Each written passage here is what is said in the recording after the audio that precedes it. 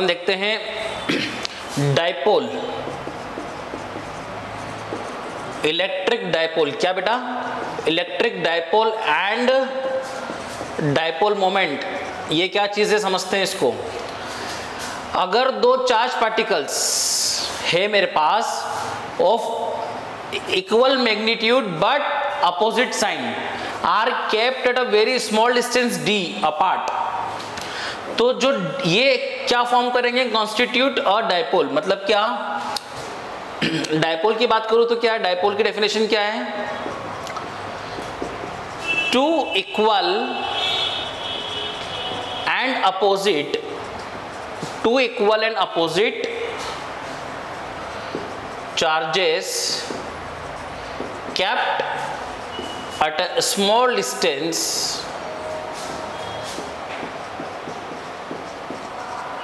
constitute, क्या बनाते हैं? एक डाइपोल बनाते हैं, constitute a डाइपोल। दो इक्वल मैग्नीट्यूड के चार्जेस विद अपोजिट साइन, अगर उनको मैंने d डिस्टेंस अपार्ट रखा है तो ये क्या फॉर्म करेंगे? एक इलेक्ट्रिक डाइपोल फॉर्म करेंगे। ठीक है ना। अगर मैं यहाँ पे देखूंगा तो एक डाइपोल मोमेंट, तो अब मैं लिखूंगा डाइपोल मोमेंट क्या होता है। Dipole moment denoted by small p and जैसे वेक्टर क्वांटिटी पढ़ेंगे अभी इसको, तो स्मॉल p वेक्टर बोल दिया। तो डाइपोल मोमेंट क्या पहले वो देखते हैं। Product of magnitude of either charges या product of magnitude of either charges with the distance between them। मैंने मैग्नीट्यूड लेना चार्ज का, चाहे ये लो चाहे ये लो, मैग्नीट्यूड लेना, विद साइन नहीं लेना। क्या ले लिया मैंने? Q into D, distance between them is P। यहाँ पे D डिस्टेंस है, लेकिन डिस्टेंस अपन ने पढ़ा है कि स्केलर होता है। यहाँ पे जो D है उसको अपन बोलेंगे vector. D is a distance vector. यहाँ पर क्यों बोलेंगे ऐसा अपन?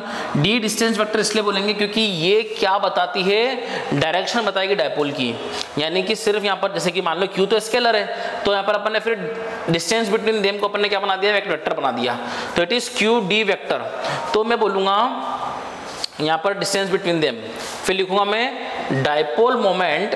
समझना इसको, dipole moment is a vector quantity, dipole moment is a vector quantity whose direction is always from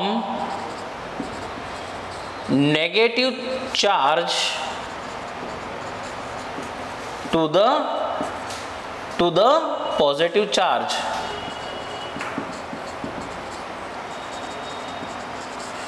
तो यहां से यहां तक का जो वेक्टर है ये वेक्टर कहलाएगा डाइपोल मोमेंट वेक्टर, जिसका मैग्नीट्यूड क्या होगा? कोई भी एक चार्ज ले लो, दोनों से इक्वली है, इनका मैग्नीट्यूड ले लो, ये क्या फॉर्म करेंगे? इनका प्रोडक्ट करेंगे तो क्या बना देगा? Dipole moment. और क्या क्वांटिटी है? वेक्टर क्वांटिटी है, जिसकी डायरेक्शन हमेशा नेगेटिव चार्ज की तरफ से पॉजिटिव चार्ज की तरफ रहेगी, नेगेटिव चार्ज की तरफ से पॉजिटिव चार्ज की तरफ रहेगी। इतनी बात समझ में आ गई क्या? तो अगर मैं इसकी यूनिट देखूं तो ये क्या होता है? कूलम, और ये क्या होता है? मीटर। तो इसकी यूनिट हो जाएगी क्या? Unit of dipole moment is coulomb metre, CM, coulomb metre. It is not centimetre, capital C dot capital M, coulomb metre. Is it clear? क्या डायमेंशनल फॉर्मूला देखूंगा तो चार्ज का डायमेंशन क्या है? अपन ने पढ़ा था 80, और मीटर का क्या हो जाएगा? Length.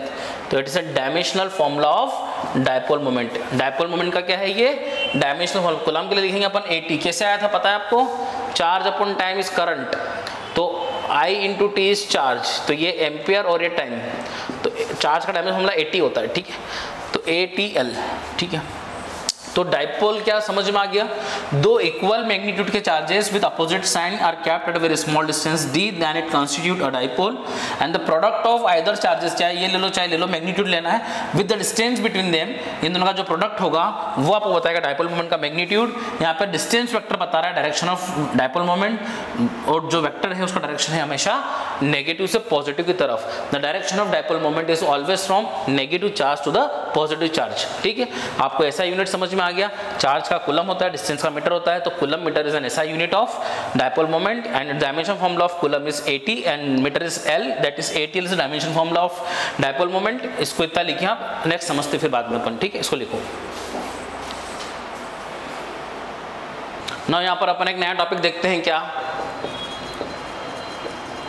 Electric field due to dipole at a point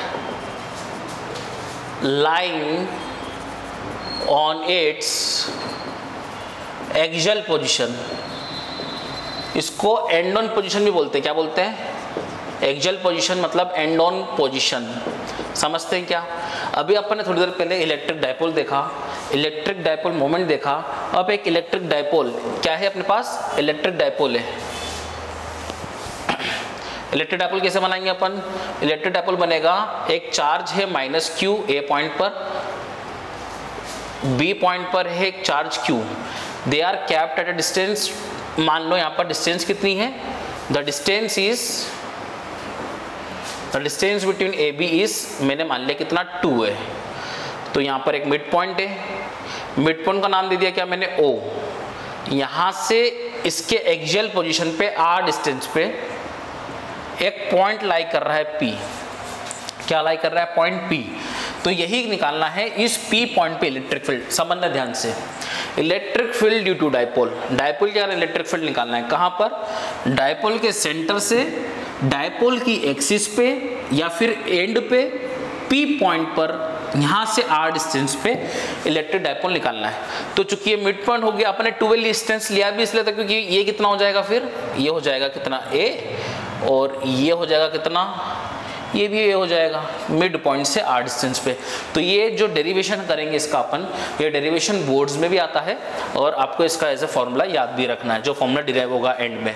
आपको electric field due to dipole at end on position बोले तो आपको ये डेरिवेशन करना है, या फिर एक्सियल पोजीशन बोले तो आपको ये डेरिवेशन करना है।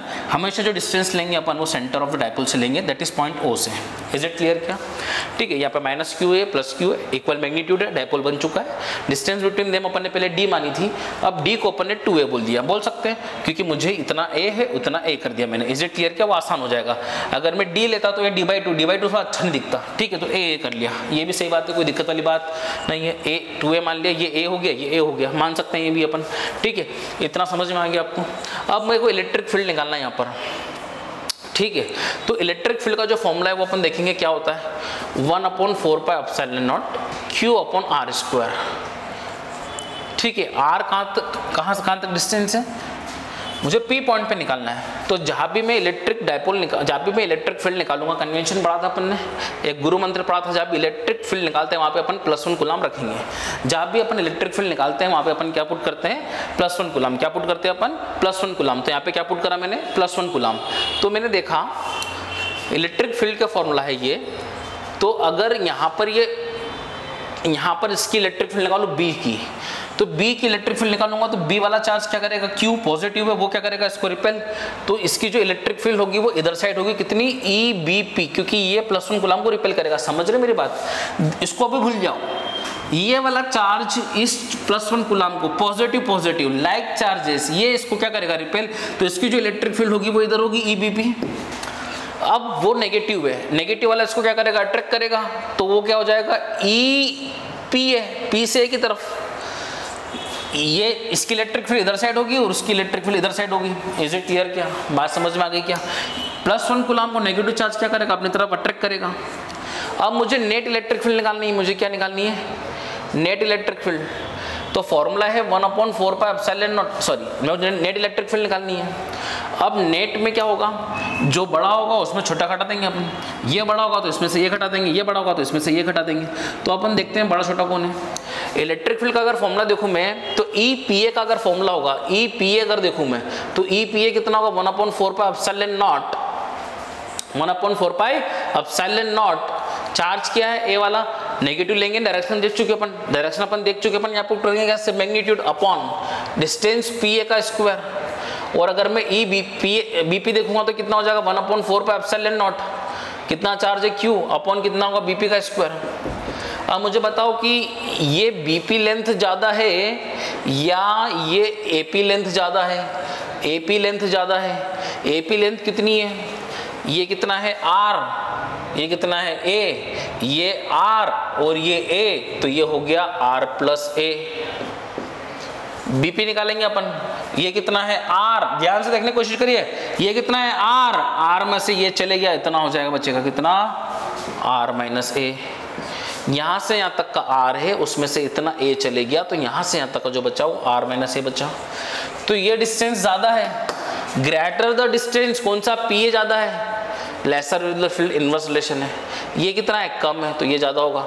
तो नेट इलेक्ट्रिक फील्ड में ये क्या होगा बड़ा, ये क्या होगा छोटा, बड़े में छोटा घटा देंगे, ये छोटा क्यों होगा, greater the distance lesser with the field, lesser is the distance greater the field. ठीक है, तो आपको समझ में आ गया E B P minus E P A होगा। ये सब रफ वर्क था, इसको लिखने की ज़रूरत नहीं है। ठीक है, ठीक है, समझ में आ रही बात, क्या लिख भी सकते हैं आपको रफ में लिखना है तो। ठीक है, तो E net is equal to E B P क्या हो जाएगा 1/4 pi epsilon naught Q upon B P का square minus 1/4 pi epsilon naught Q upon A P का स्क्वायर। इलेक्ट्रिक फील्ड में कभी साइन नहीं लेते अपन क्योंकि डायरेक्शन अपन ऑलरेडी देख चुके हैं। Is it clear to you? E net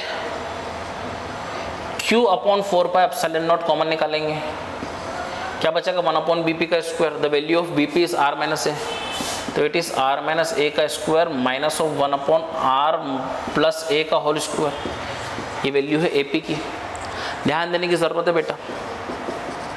E net is equal to Q upon 4 pi epsilon not,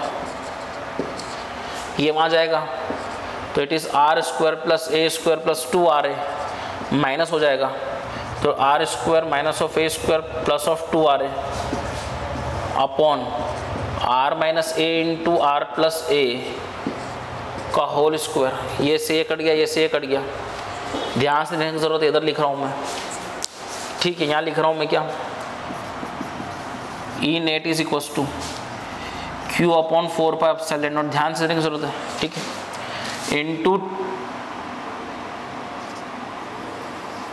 into 2a into are,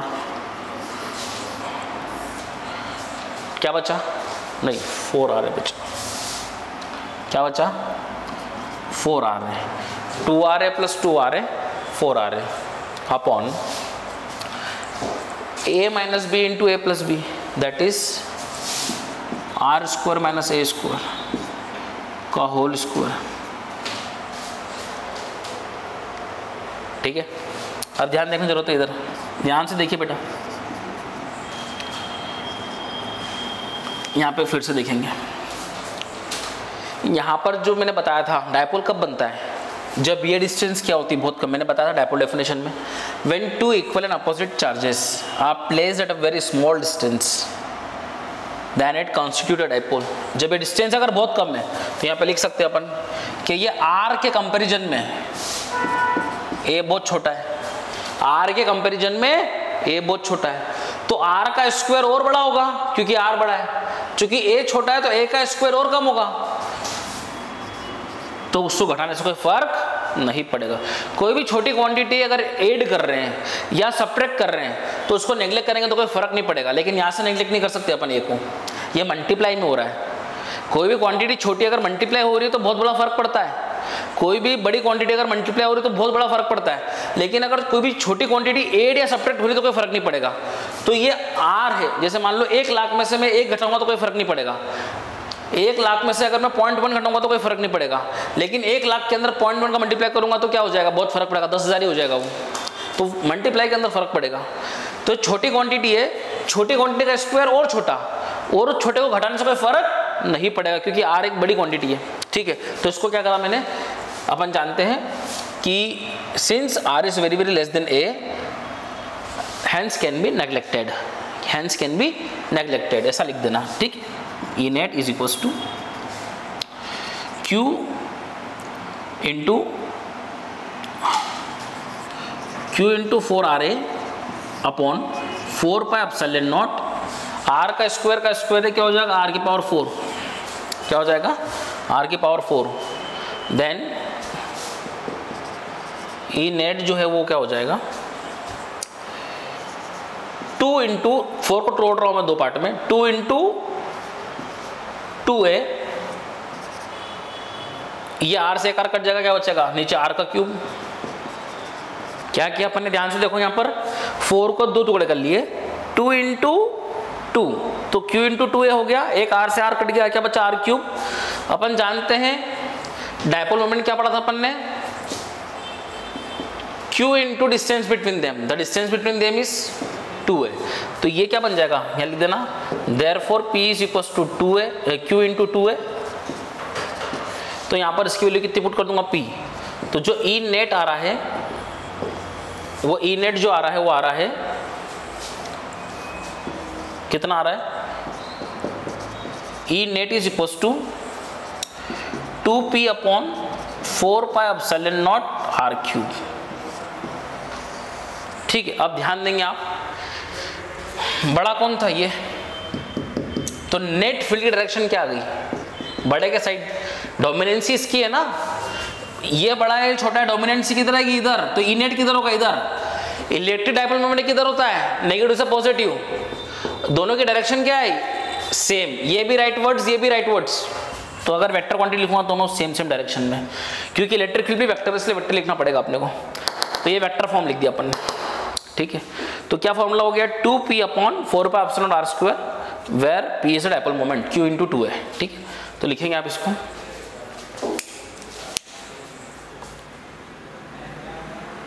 ना अपन यहां पे देख रहे हैं बेटा, electric field due to dipole at a point lying on equatorial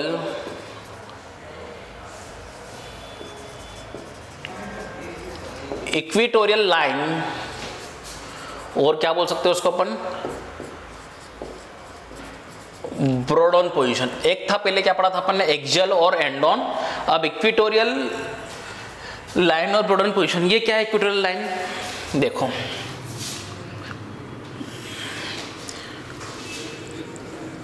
यहां पर minus Q रखा है, ये ए पॉइंट है, ये सेंटर ऑफ डायपोल ओ है, ये बी पॉइंट है, ये क्यू है, ये क्या डायपोल है, ये क्या डायपोल है बेटा, इस लाइन को बोला जाएगा इक्वेटोरियल लाइन। क्या बोला जाएगा, इक्वेटोरियल लाइन। फिर से डायग्राम बनाते हैं इसका ठीक से अपन,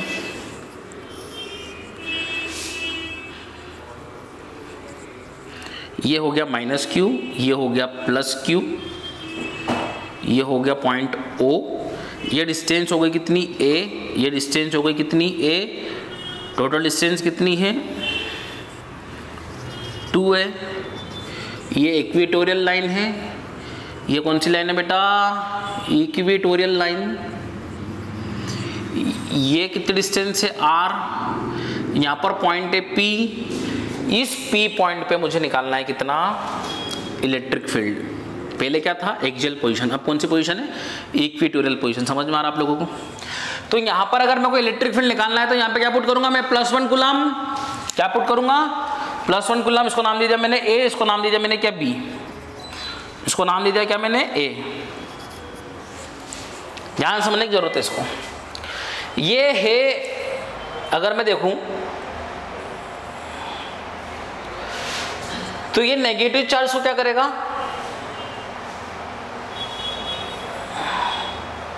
क्या करेगा, अट्रैक्ट। तो ये क्या हो जाएगा, EPA। ये पॉजिटिव चार्ज क्या करेगा, +1 कूलम को repel.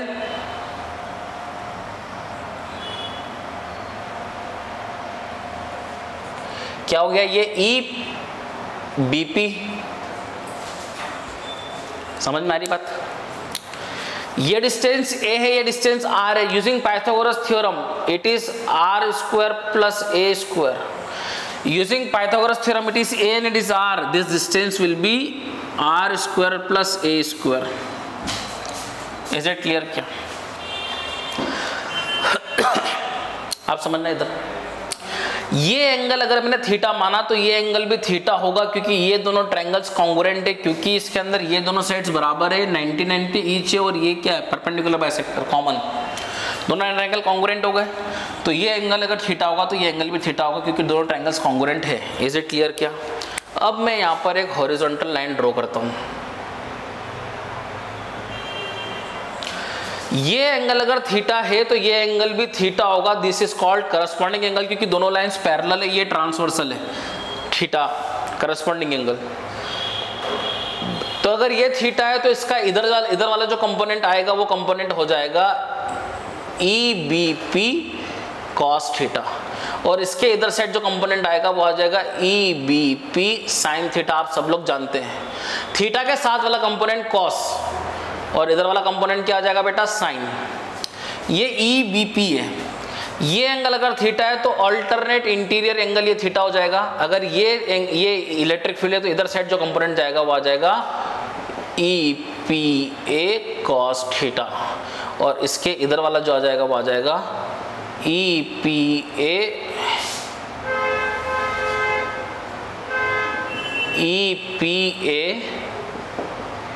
sin theta.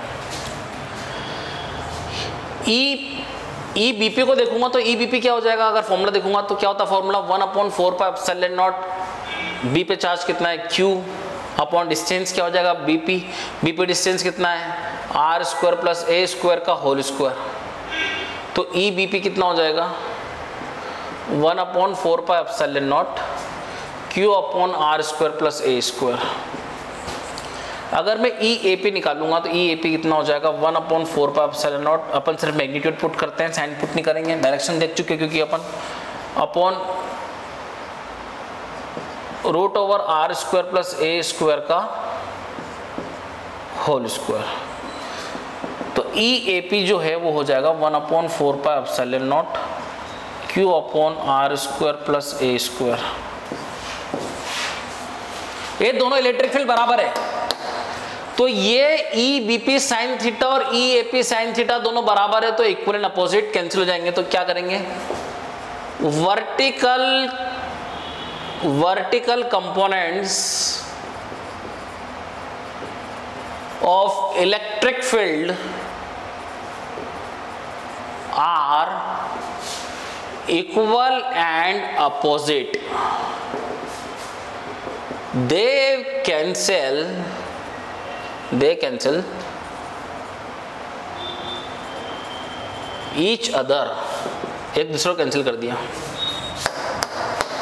But horizontal component दोनों सेम डायरेक्शन में, तो दोनों क्या हो जाएंगे, हॉरिजॉन्टल कंपोनेंट्स भी बराबर है, क्योंकि EBP और EAP बराबर है, दोनों बराबर हो गई.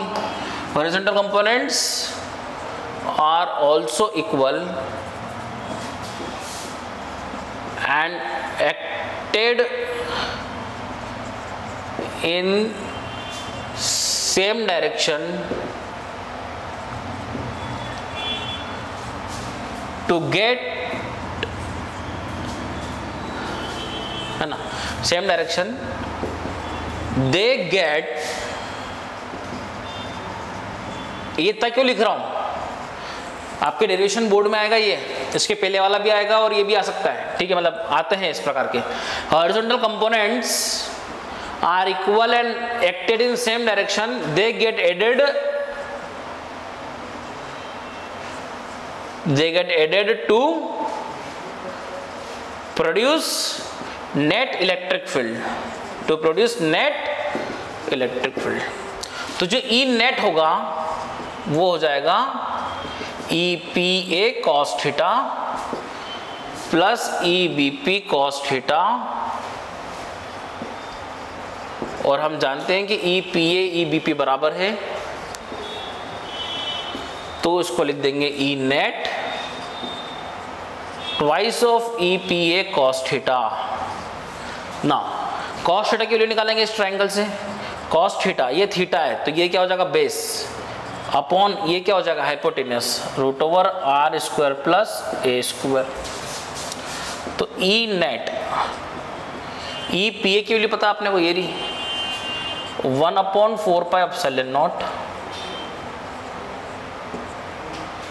Q upon R square plus A square into cos theta कितना हो गया A upon root over R square plus A square. चूंकि हम जानते हैं कि पहले बताया था the distance between the two charges is very very less, तो आर के कंपैरिजन में ए बहुत कम है, तो ए का स्क्वायर क्या करेंगे जोड़ने से कोई फर्क ना, घटाने से फर्क पड़ता है और ना जोड़ने से, दोनों को क्या बना दिया अपने 0। तो जो ई नेट है, अब देखो ऊपर क्या लिखा हुआ है P इज इक्वल टू कितना होता है electric dipole, P is equal to Q into 2A, क्योंकि 2A डिस्टेंस है दोनों के बीच में। तो ये क्या बन गया ऊपर वाला Q इंटू 2A क्या बन जाएगा P अपॉन 4πε0, ये आर स्क्वायर और root R square is R, तो ये क्या बन जाएगा आर क्यूब। चूंकि इलेक्ट्रिक फील्ड कौन सी क्वांटिटी है वेक्टर, नेट इलेक्ट्रिक फील्ड किधर आएगी, ये दोनों इधर जुड़ रहे तो नेट इलेक्ट्रिक फील्ड किधर आएगी इधर, नेट इलेक्ट्रिक फील्ड किधर आएगी इस डायरेक्शन में, और इलेक्ट्रिक डायपोल किधर होगा नेगेटिव से पॉजिटिव, दोनों की डायरेक्शन क्या है जस्ट अपोजिट। तो अगर वेक्टर फॉर्म लिखना पड़ेगा तो नेगेटिव लिखेंगे इन केस ऑफ वेक्टर, अगर मैग्नीट्यूड लिखना है तो माइनस नहीं लगाएंगे फिर अपन, और ई इज इक्वल टू अगर वेक्टर फॉर्म नहीं लिखना है अपने को तो in case of magnitude it is this, in case of vector negative लगाना पड़ेगा, दोनों की डायरेक्शन जस्ट अपोजिट है। इक्वेटोरियल पोजीशन पे इलेक्ट्रिक फील्ड और नेट इलेक्ट्रिक फील्ड और इलेक्ट्रिक डायपोल में जो एंगल बनता है 180 डिग्री का बनता है एंटी पैरेलल वेक्टर से, पर equatorial sorry in case of axial position दोनों की डायरेक्शन 0 डिग्री, मतलब दोनों डायरेक्शन पैरेलल एक दूसरे के, ठीक है। तो ये है आपका डेरिवेशन डायपोल मोमेंट का for a point lying on a broad on position भी बोलते हैं और इक्वेटोरियल पोजिशन भी बोलते हैं, तो इसको आप नोट करें अच्छे से।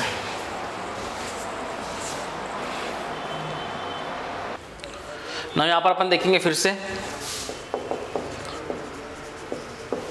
Electric field due to dipole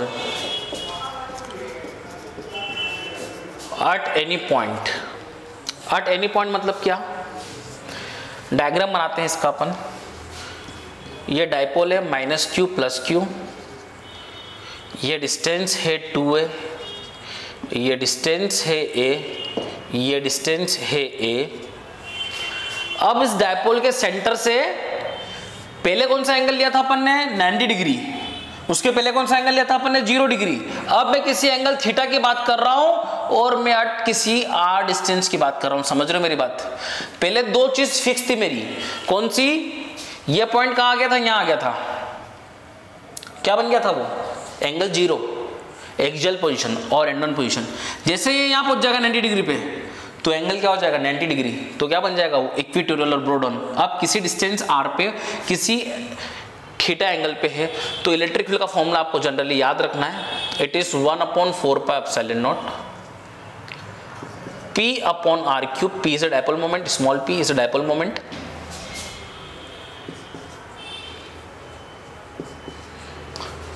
√1 + 3 cos square theta. इसमें अगर थीटा को 0 पुट कर दूंगा मैं तो मेरा ये एक्सियल वाला बन जाएगा, क्या बन जाएगा P/4πε0 r क्यूब, और यहाँ पे cos 0 कितना होता है, cos 0 होता है 1, तो यह बन जाएगा √4 हो जाएगा 2p अपॉन, समझ रहे हो आप मेरी बात।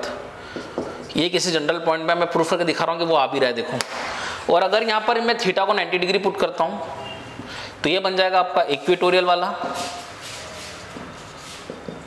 P/4πε0 r क्यूब, cos 90 होता है 0, तो √1 ओनली, तो ये आ गया आपका, समझ में आ रहा है। तो किसी जनरल पॉइंट के लिए अपन बात करेंगे, ये एट एनी पॉइंट बोलो तो एट एनी जनरल पॉइंट,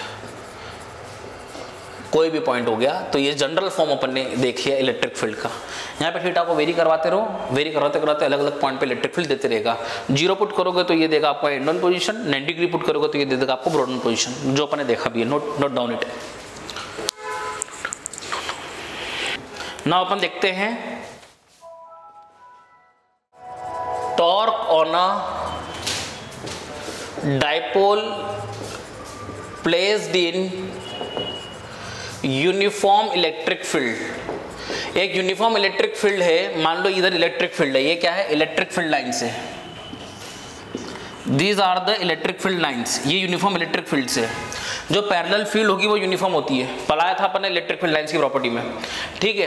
तो टॉर्क निकालना है। अब मान लो मैंने डाइपोल प्लेस किया यहाँ पर, ये डाइपोल इस प्रकार का है, यहाँ पर -q चार्ज है, यहाँ पर +q चार्ज है। ध्यान समझने की जरूरत है। यहाँ ये मिड पॉइंट है डाइपोल का O, that is A and that is B। ये एंगल थीटा है। ये एंगल किसके बीच में है, डाइपोल मोमेंट और इलेक्ट्रिक फील्ड वेक्टर के बीच में है। डाइपोल मोमेंट किधर है, इधर, और इलेक्ट्रिक फील्ड किधर है, इधर। The angle between dipole moment and the electric field vector is theta. तो यहाँ पर अगर मैं देखूंगा डाइपोल को मैंने प्लेस किया है, तो इसके ऊपर जो फोर्स लगेगा, नेगेटिव चार्ज पे जो फोर्स लगता है वो फील्ड के अपोजिट लगता है। The force acting on negative charge is opposite to the direction of electric field, that is force is equal to QE। चूंकि अपोजिट है, वेक्टर फॉर्म में लिखेंगे तो क्या लिखना पड़ेगा, -QE, क्योंकि इलेक्ट्रिक फील्ड, आप समझ रहे हैं मेरी बात क्या बोल रहा हूं मैं, इलेक्ट्रिक फील्ड इस डायरेक्शन में और फोर्स इस डायरेक्शन में, तो माइनस लिखना पड़ेगा, क्योंकि दोनों वेक्टर्स जो है वो एंटी पैरेलल है। अब यहाँ पे देखेंगे अपन, यहाँ पर जो फोर्स लगेगा वो इन डायरेक्शन ऑफ फील्ड लगेगा, दैट इज वेक्टर फॉर्म लिखेंगे तो मैंने यहाँ पर प्लस लिखा है, क्यों, इलेक्ट्रिक फील्ड भी इधर और फोर्स भी इधर, तो दोनों सेम वेक्टर्स हो गए, मतलब पैरेलल वेक्टर्स हो गए, तो माइनस नहीं लिखेंगे यहाँ पर। तो अगर मैं नेट फोर्स देखूं डाइपोल के ऊपर, तो ये इधर है और ये इधर है, तो net force on a dipole placed in uniform electric field, uniform electric field के अंदर electric field, net force on a dipole placed in uniform electric field is 0, is always 0, हमेशा 0 रहेगा। नेट फोर्स क्या हो जाएगा, 0, क्योंकि दोनों फोर्सेस इक्वल और अपोजिट है। बट ओ पॉइंट के अबाउट ये दोनों एक टॉर्क प्रोड्यूस करेंगे। क्या प्रोड्यूस करेंगे, they produce a couple of forces है ये, ठीक है, ये एक टॉर्क प्रोड्यूस करेंगे। क्या प्रोड्यूस करेंगे, एक टॉर्क। तो नेट फोर्स तो पूछा जाए, what is the force on a dipole when placed in electric field, that is 0, क्योंकि नेट फोर्स 0 रहेगा, चाहे एंगल की वैल्यू कुछ भी हो जाए, थीटा की वैल्यू कुछ भी हो, टॉर्क क्या रहेगा, हमेशा हमेशा 0 रहेगा, सॉरी फोर्स हमेशा क्या रहेगा, 0, क्योंकि नेट फोर्स +QE और -QE, net force will be 0। Is it clear? क्या अब टॉर्क लगेगा तो मैं निकालूंगा टॉर्क ऑन डाइपोल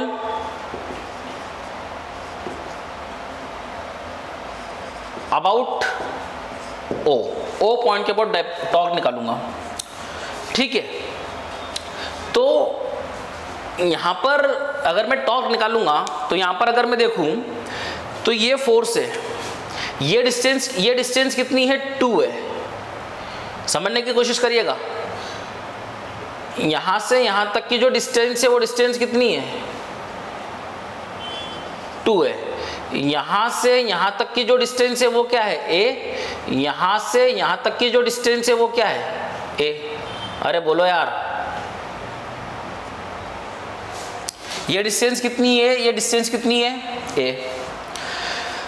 अब टॉर्क के अंदर क्या चाहिए मुझे, force multiply by perpendicular distance from the axis of rotation. Axis of rotation क्या है, ये क्या है, axis of rotation. A line passing through O is the axis of rotation, ये एक्सिस ऑफ रोटेशन है। तो यहां से मुझे परपेंडिकुलर डिस्टेंस चाहिए, तो परपेंडिकुलर डिस्टेंस कैसे निकाला जाएगा, परपेंडिकुलर डिस्टेंस कैसे निकाला जाएगा, यहां से इस लाइन को एक्सटेंड किया जाएगा, ये डिस्टेंस होगी परपेंडिकुलर डिस्टेंस। समझ रहे हो मेरी बात को, ये फोर्स वाले लाइन को एक्सटेंड किया मैंने, फोर्स वाले लाइन को मैंने एक्सटेंड किया,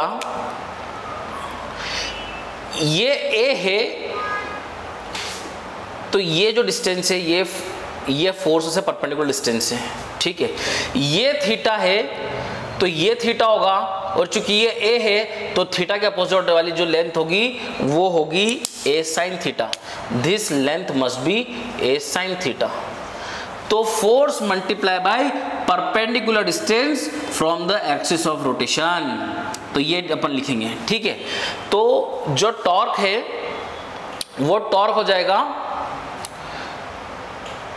टॉर्क, ये फोर्स को 1 नाम दे दो, इस फोर्स को 2 नाम दे दो। तो torque due to force F1 is τ1 बराबर a sin theta into F1। तो τ1 कितना आ गया, a sin theta QE, a sin theta magnitude put करेंगे QE, ठीक है। क्योंकि टॉर्क होता है, torque is nothing but force multiply by perpendicular distance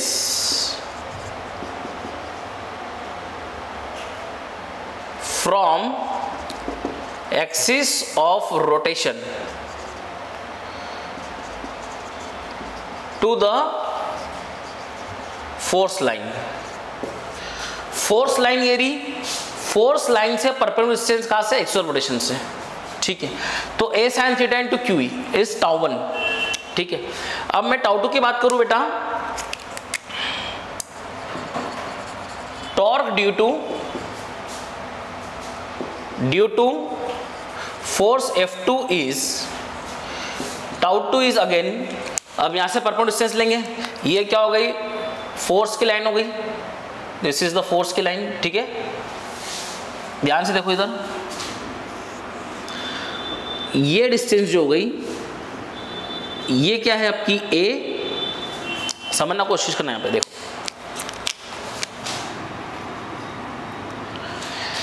ये क्या है आपकी A, ये तो आपकी A है, ये थीटा है तो ये थीटा होगा करस्पॉन्डिंग एंगल, ये A है तो A के अपोजिट जो सामने होगी that is A sin theta.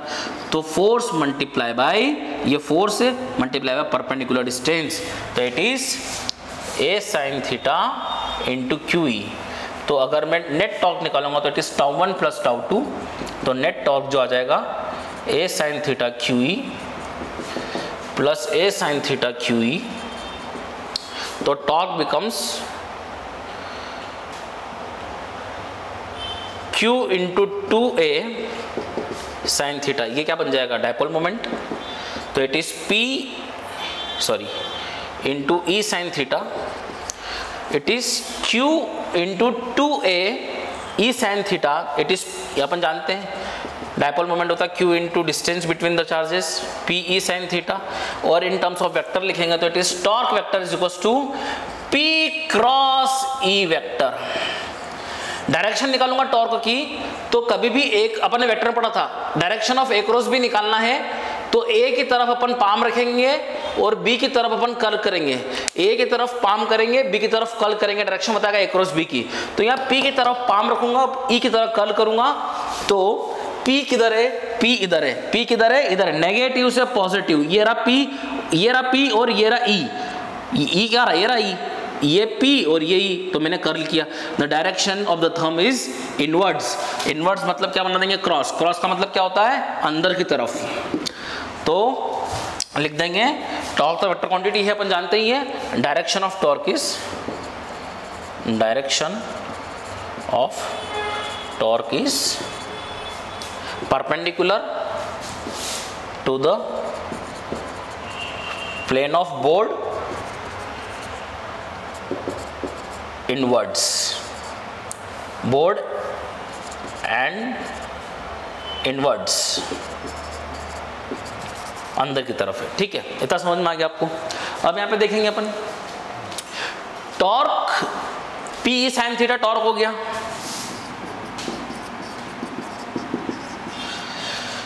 Torque maximum निकालना है मेरे को, मान लो तो टॉर्क मैक्सिमम कब होगा, जब ये मैक्सिमम होगा, और ये कब मैक्सिमम होगा, जब इसकी वैल्यू क्या होगी, इसकी मैक्सिमम वैल्यू 1 होती है, और 1 कब होगी, जब थीटा कितना होता है 90 डिग्री। जब इस तरीके का डायग्राम होगा,